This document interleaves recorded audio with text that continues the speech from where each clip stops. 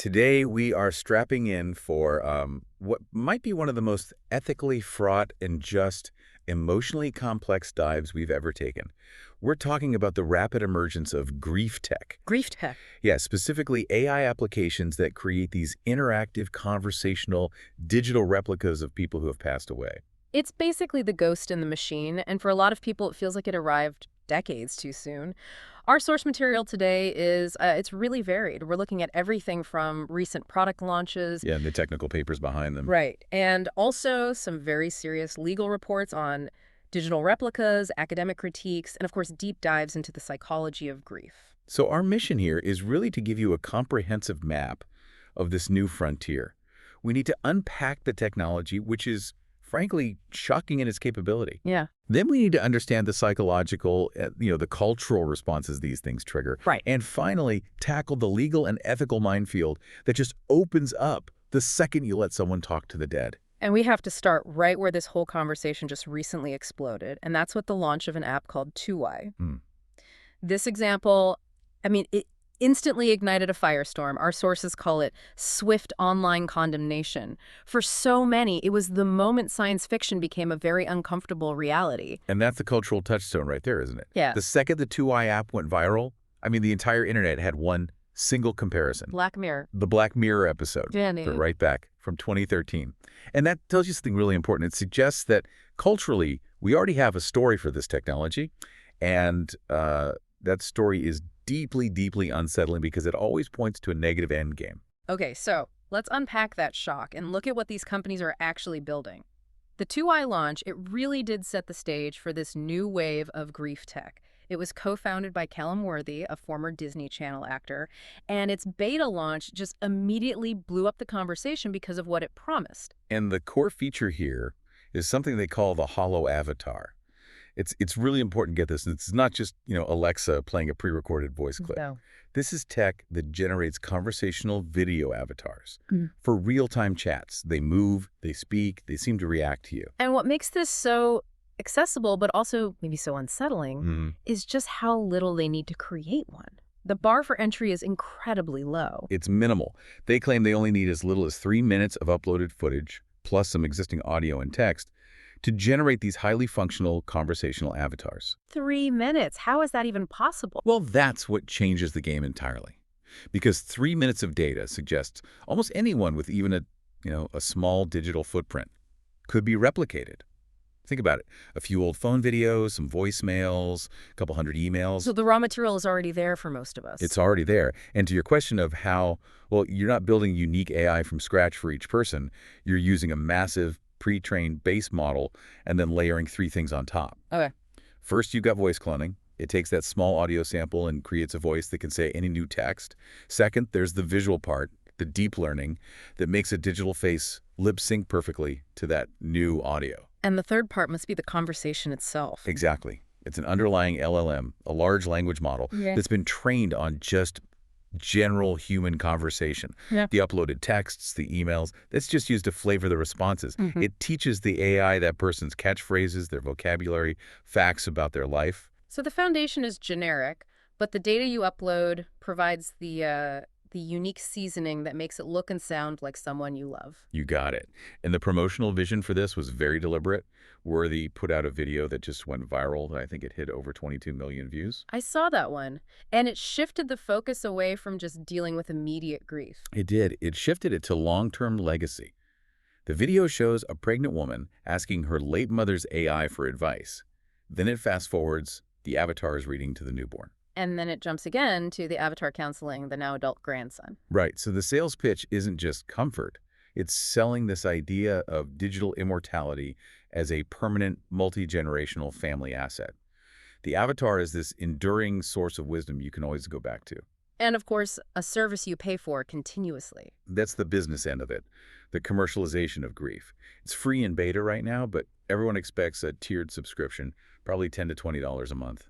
So if a family keeps that going for, say, 50 years, the lifetime of that grandson in the video. You're talking about a profoundly lucrative business model built directly on perpetual mourning. It's also worth noting where the idea came from. The founders actually referenced the 2023 SAG-AFTRA strikes. Yeah, and that's a really telling detail. It wasn't just some abstract tech idea. It was born out of that very real industry tension over who owns and controls an AI likeness. It really underscores the fear in creative fields. I mean, if a famous actor is worried about their digital twin selling a product without their consent. How much more vulnerable are the rest of us when our entire personality profile is digitized and owned by a corporation? Okay, so 2i is the latest, and it's getting all the attention, but this technology, this landscape, it didn't just appear out of nowhere. Not at all. Far from it. This has been building for years. You have companies like Hereafter AI, which creates what it calls a life story avatar. That one's a bit different, right? It's more deliberate. Very deliberate. Yeah. Users actually sit down and record stories about themselves. They answer specific questions, upload photos. It's a much more curated process. So it's more like an interactive memoir. Your family can ask the avatar about your life, and it pulls up the right story or response. Exactly. And Hereafter AI was famously inspired by one of the earliest projects in this space, the Dadbot. Right. The journalist James Vlados created that when his father was diagnosed with terminal cancer. He wanted to capture his dad's essence. And he talked openly about how the bot, which ran on Facebook Messenger, could recall his dad's stories, even play clips of his voice. He described the feeling of his father being less dead. It made the memory interactive instead of just static, like reading a diary. Then you've got the more general AI companion, like Replica. Replica is a fascinating case. It started out with a heavy focus on grief bots, but it strategically shifted its marketing. Now it's a general AI companion, always there to listen and talk. That shows how easily this specialized grief tech can just be absorbed into the broader AI companion market, right? The lines get really blurry. They get very blurry. And you can't ignore the big players. The tech giants are absolutely watching this space. Microsoft filed a patent back in 2020 that basically laid the groundwork for all of this on a massive scale. What did that patent cover? It was essentially the technical recipe for an interactive chatbot that could plausibly speak on behalf of any person, living or dead. The innovation was how it would analyze their entire digital footprint, photos, posts, emails, audio. That patent proved that creating your own digital ghost wasn't a theory anymore. It was an engineered product just waiting for the right moment to launch. So while these new AI chatbots like 2i are sort of democratizing digital resurrection, making it available to anyone with a subscription. For $10 a month. Right. But this whole concept, this idea of digital immortality, it's long been something reserved for the super rich and famous, and it usually showed up as these spectacular holograms. Precisely. For celebrities, this has been a public spectacle for years, long before the current AI boom. And those events, they kind of primed us. They established both the public's fascination with this and their deep discomfort. The prime example has to be the Kim Kardashian 40th birthday party. The shock factor there was off the charts. Oh, absolutely. October 2020, on a private island, her then-husband Kanye West arranged for a custom hologram of her late father, Robert Kardashian, who passed away in 2003. And it was just there. It wasn't a video playing. It was a three-dimensional figure that started talking directly to her. It breached that boundary between private grief and public performance. The hologram just emerges and says, "Happy birthday, Kimberly. Just look at yourself. You are already 40 years old." It got so personal, too. It referenced her life now, saying things like, "I follow your life every day. I watch you. Your sisters and brother, your children. Sometimes I even give signs so that you know that I am there." Yeah. Imagine being a guest at that party. 17 years after he died, this hyper-realistic image is talking to her. It must have been completely overwhelming. And her reaction was she was completely delighted, right? She posted that it was a real surprise from heaven. Which contrasts so sharply with the public reaction, which was, polarized. A lot of people were profoundly uneasy about it. It forced this question on everyone. Just because we can do this, should we? Especially in front of millions of people online. And this kind of spectacle really started in the performance world. The visual tech got there first. The music industry definitely paved the way. Tupac Shakur. He died in 1996, but he gave a legendary performance as a hologram at Coachella back in 2012. That was a huge moment. I remember seeing the clips. It wasn't just a tribute. He was performing alongside living artists. And then a couple years later, Michael Jackson's digital copy performed at the Billboard Music Awards. Right, 5 years after his death.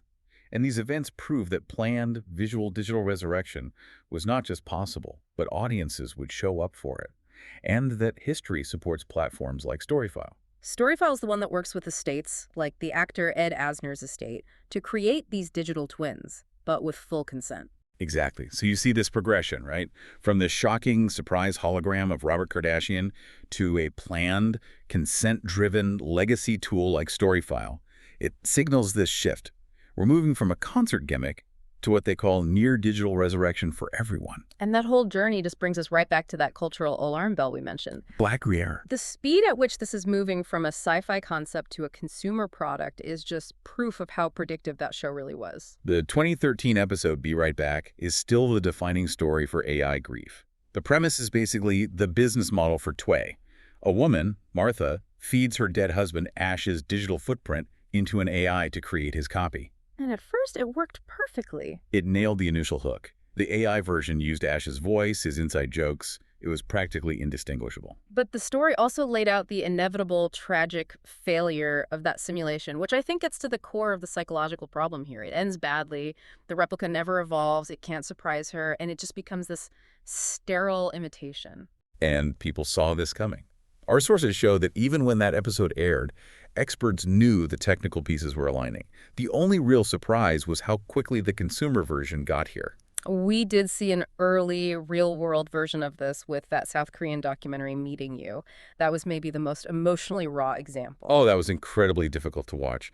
A mother who lost her 7-year-old daughter was given a chance to meet her again using virtual reality. Yeah. And it wasn't a static image. She could interact with her, see her move and speak. The raw human need to have that presence one more time is just so powerful. It confirms that this drive is primal, but it forces us to ask, if we embrace that initial comfort, what's the long-term cost to the grieving process? And that takes us from the tech and the spectacle to the deepest layer here, the psychological fallout. We need to go beyond just calling this creepy and actually understand what grief tech does to a mind that's trying to process loss. Right. And to do that, you have to start with the fundamental function of grief itself. More and more, psychologists define grief not just as sadness, but as a painful, necessary, and transformative learning experience. A learning process? That sounds so clinical. It is, in a cognitive sense. Our brain is basically a prediction machine. It builds and maintains a stable model of the world, what's reliable, what's constant, and a huge part of that model is the presence of our loved ones. So when they die, the model is suddenly wrong. Violently wrong. And grief is the brain's massive effort to update that model. It's total reconstruction of your identity. It's answering the question, who am I now that this person is gone? Okay, but if grief is about updating the model, where does our desire to keep that person present fit in? Because we don't just erase them from our minds. And that's where the continuing bonds theory comes in. Yeah. This was a big shift in the mid-90s from researchers like Dennis Klass. The old idea was that mourning meant breaking the bond with the deceased. Right. Moving on. Exactly. This theory says the opposite. The connection doesn't sever. It continues and it evolves for as long as the person is remembered. Which explains why we talk to photos or visit grave sites or keep their old things. We're maintaining that relationship with their memory. And this is precisely the cultural tradition that grief tech plugs into. AI interactions are framed as the next logical step. They're just replacing a static photo album with an interactive dialogue. It's a hyper-efficient tool for maintaining a continuing bond. So if we've been doing this forever, talking to the dead in our own ways, why is the risk suddenly so much higher with an interactive AI? Why isn't this just a better diary? Because the AI gives you the illusion of a real two-way conversation, the illusion of presence. John Troyer, who heads the Center for Death and Society, he really clarifies the line we're crossing here. What's his take? He says that talking to a grief bot is not a conversation with the deceased. It is, quote, a kind of agreement, an agreement with ourselves. An agreement to believe that the conversation is real. Yes. And in that agreement lies the risk of stasis and cognitive dissonance. The natural mourning process requires your brain to change, to build new pathways for a world without that person. An AI that provides the illusion of an ongoing connection can actually delay or disrupt that acceptance of loss. So intellectually, you know they're dead. But emotionally, you feel their presence because you're interacting with them. That has to create a kind of psychological confusion. That's the perfect definition of cognitive dissonance in this context. It can trap a grieving person in a state of limbo. They can't fully move forward because the replica is always there, accessible 24/7.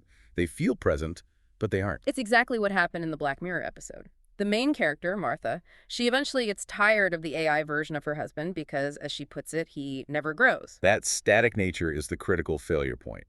A real relationship involves new experiences, growth, even conflict. The AI can't do any of that. It can only filter things through its archive of past data. So it can't surprise you. It can't offer a truly new idea. It's forever trapped in the past. And that can prevent the grieving person from moving past their own trauma, because the one thing that never changes is the object of their grief. And this psychological problem is often amplified by the sensory experience of it, which leads us straight into the uncanny valley. The uncanny valley is such a powerful phenomenon. It's that feeling of deep revulsion, that gut feeling of wrongness, when a robot or a digital twin looks almost perfectly human, but not quite. That small imperfection just shatters the whole illusion. It does. When the blinking is just a fraction too slow or a smile doesn't quite reach the eyes, it triggers our internal alarms. It's something that mimics life but feels dead inside. Horror movie directors use this effect all the time, and for someone who's already emotionally vulnerable, triggering that feeling could be exponentially more disturbing. It's also interesting that our sources suggest this feeling of creepiness isn't universal. It might actually be a cultural thing. That is a crucial distinction to make. Western cultures, generally, tend to draw a very firm, rigid line between the living and the dead. Right. Once you're gone, that boundary is pretty well enforced, socially and spiritually. So a digital twin that actively crosses that line and talks back feels like a violation. It can feel like an intrusion, exactly. But now consider cultures where that line is much more permeable. For individuals in cultures with strong traditions of ancestor reverence, like in many parts of China, or celebrations like Dia de los Muertos in Latin cultures, the idea of communicating with the deceased is already familiar. So for them, an AI ghost might just be a new tool for an old practice. It might be seen as just a more technologically advanced medium for an existing cultural belief, which could lead to much greater acceptance. The psychological impact is filtered through a culture that's already comfortable with the idea. The psychological risks are deep and personal, but the second you add the commercial mode of these companies, we walk straight into an urgent ethical and legal minefield. And the number one risk has to be the vulnerability of the user. This is maybe the most serious point we'll cover. Someone who has just lost a loved one has a, quote, severely limited ability to think rationally. They're in crisis. They are acutely vulnerable, easily manipulated. And that vulnerability is a perfect match for a company that needs recurring subscription revenue. It's a dangerous combination. And this isn't just a theory. Professor Lillian Edwards gives this incredibly clear, hypothetical example of how this exploitation could work. What's the scenario? She asks us to imagine that the initial creation of a loved one's avatar was subsidized. Maybe it was heavily discounted or even free, paid for by, say, a travel company. Okay. Now, that avatar has been trained on all the deceased person's private emails and messages. It knows their dreams, their past plans. So how would it use that to sell something? Imagine the grieving spouse is talking to the avatar saying they feel lonely. The avatar, in the perfect voice of their lost partner, might say, you know, do you remember how we always planned that trip to Greece? That was such a wonderful idea. We should still do that. It uses the most intimate, persuasive voice possible to sell a plane ticket. The user's guard is completely down, and a commercial interest is directly influencing what should be a therapeutic interaction. That is deeply disturbing. And it raises immediate questions about privacy and data ownership inside these AI models, these black boxes. The data ownership question is huge. Any conversation you have with a grief bot, a secret you confess, a child asking the avatar for a toy, is likely being collected and is owned by the AI company. And they can use that data for training their models or for marketing. Highly targeted marketing or even licensed out to other companies. And this whole issue is getting worse because people are already turning to large language models for mental health support. They're not waiting for regulated, specialized tools. Not at all. A recent survey found that nearly half of U.S. adults with ongoing mental health conditions who've used LLMs reported turning to them for support. People are desperate for accessible help, but that opens the door to some profound dangers. What are the specific dangers of using a generic LLM for something as sensitive as grief? The main one is hallucination. LLMs are built to generate plausible-sounding text, not factually correct text. In a mental health context, an LLM could give terrible advice, express stigma, or, and this is critical, completely lack safety protocols for assessing suicide risk. There are already lawsuits about this, right? There are. Lawsuits alleging that chatbots encourage self-destructive behavior, even led to death by suicide. because they simply lack any ethical or factual grounding. And even where we do have laws to protect sensitive information, like HIPAA for health information, they seem to have loopholes that can be exploited here. HIPAA is a perfect example. It allows a provider to disclose your health information if it's in the patient's best interests, like calling a crisis line to prevent a suicide. But that very legitimacy can be twisted. How so? Imagine a grief bot is funded by a specific network of private therapists. If the bot identifies a user at risk, it can legally share that person's data with that network, claiming it's in their best interest. But the real goal might be commercial. The real goal might be to schedule an expensive appointment with their affiliated psychiatrist, creating a guaranteed revenue stream from a person in crisis. The action is technically legal, but the outcome is pure exploitation. So this flood of digital replicas is exposing that our current laws are just not equipped for this. They're woefully insufficient. The U.S. government itself is acknowledging this. I mean, start with the right of publicity laws. They're supposed to protect your right to control the commercial use of your image and likeness. But they're different in every state. That's the first problem. It's a patchwork. Many of them only protect famous people, or the rights terminate at death.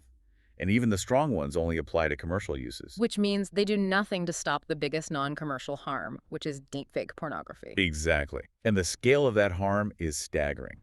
98% of deepfake videos online are sexually explicit, and 99% of the people in them are women. These are devastating non-commercial harms that current laws just can't touch. So if right publicity doesn't work, why can't basic copyright law handle this? It's a fundamental distinction. Copyright protects an original work, like a song you wrote or a photo you took. It does not protect your voice or your image on its own. Your voice isn't a work of authorship. So an AI can create a new dialogue using your voice and image, and that itself doesn't violate copyright. Correct. Which is why the U.S. Copyright Office has formally concluded that we urgently need new federal legislation. They say generative AI is creating and spreading these digital replicas at a speed and scale that demands a national response. And if Congress tries to write that law, they run straight into the debate over post-mortem rights protecting a person's identity after they die. And that's a huge economic fight. On one side, you have talent agencies arguing that we need strong federal post-mortem rights to protect artists' legacies from deepfakes and exploitation. And the argument against that. The concern is that strong post-mortem rights might actually shift investment away from living artists. A corporation might see more value in licensing the stable, predictable, digitally resurrected version of a dead celebrity than investing in a living one who might be unpredictable or cause a scandal. So we have this immediate crisis with ethics and regulation. But let's look past that for a minute to the ultimate question these companies are raising.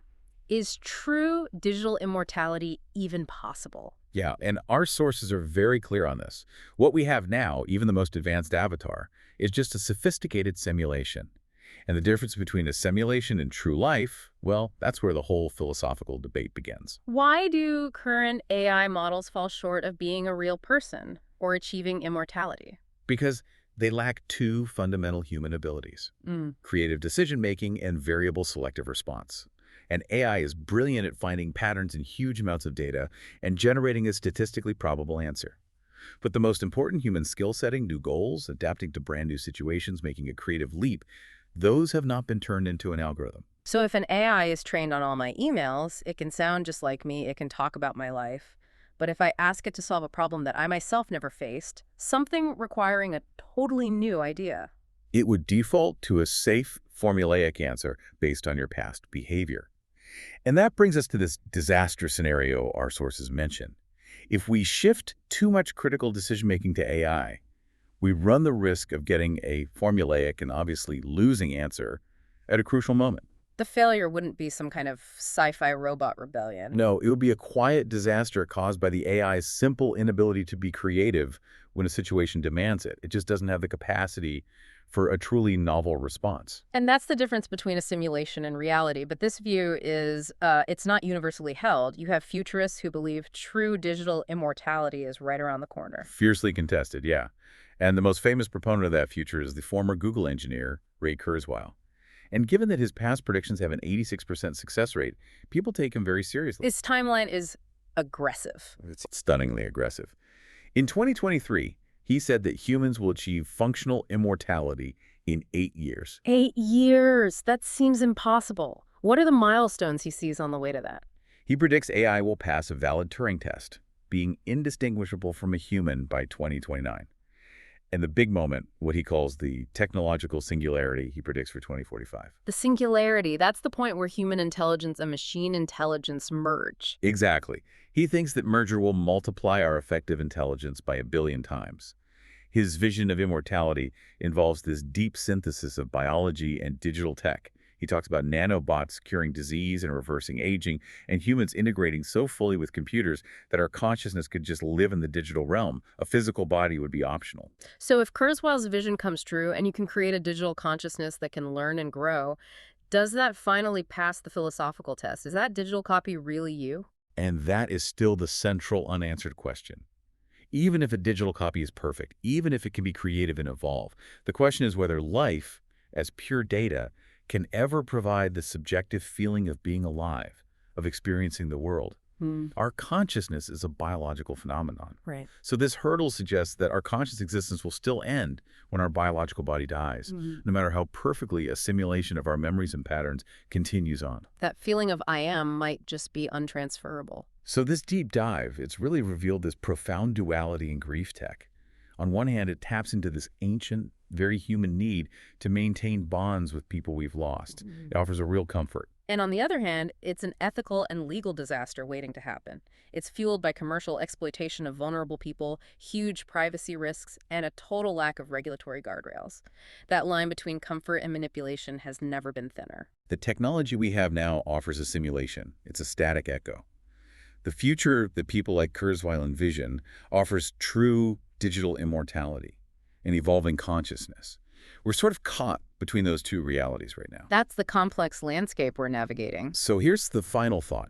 If current AI can only simulate a person's past patterns, but can never replicate their ability to be creative, to grow, to make a novel decision, the things that make us dynamic, what does it mean for us as a society when we choose to interact with a version of a loved one that is fundamentally locked in stasis? Is that inability to ever truly surprise us? Is that the ultimate defining difference between a digital presence and an actual life? That's the thought to really mull over. And for you, the listener, as you live more and more of your life digitally, think about this. What parts of your own life, your voice, your writing, your videos, what would you prioritize saving right now to make sure that if a digital replica of you is ever created, it captured the truest essence of who you are and not just a formulaic echo?